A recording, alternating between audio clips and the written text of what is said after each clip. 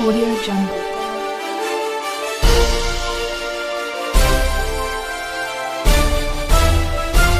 Audio Jungle.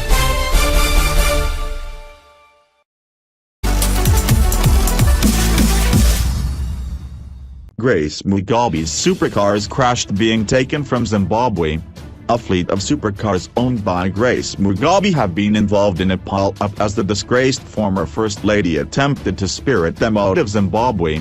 A rare £250,000 Rolls Royce Ghost, a Porsche and a Range Rover were damaged as they were driven at night, in convoy through back roads of Botswana to a safe haven in South Africa. Mrs. Mugabe, who is known as Gucci Grace and disgraced for her violent temper and extravagant spending habits, organized the transfer after fearing she will lose her ill-gotten gains in a crackdown on corruption in the wake of the bloodless coup which ended her husband Robert's 37-year rule.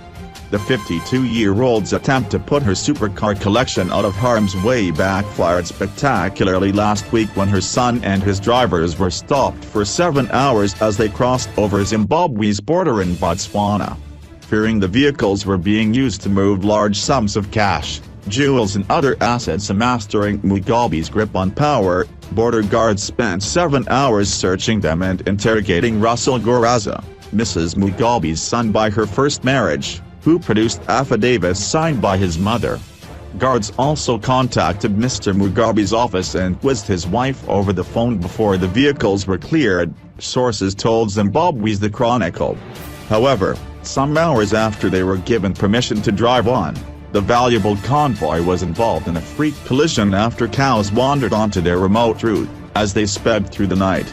Eyewitness Rebel T. Bagano, who was also on the road at the time, told Zimai.com, "There were cows passing and the guys in front of me stopped, but I looked onto my rear-view mirror and I saw a car spinning in the middle of the road. It was a white Corolla, and he hit the Porsche and the Range Rover."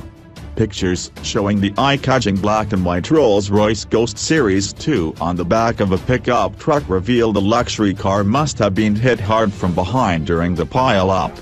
The images of the thwarted drive prompted a massive response on social media by Mrs. Mugabe's detractors, who saw them as a metaphor for the hated First Lady's downfall.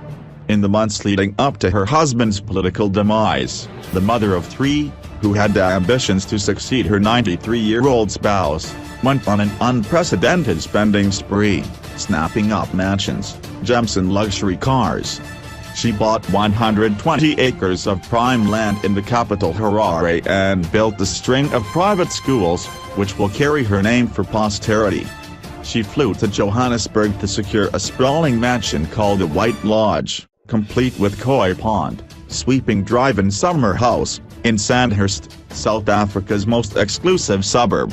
While there, she is said to have paid in cash for the distinctive Rolls Royce, which is finished with a white interior.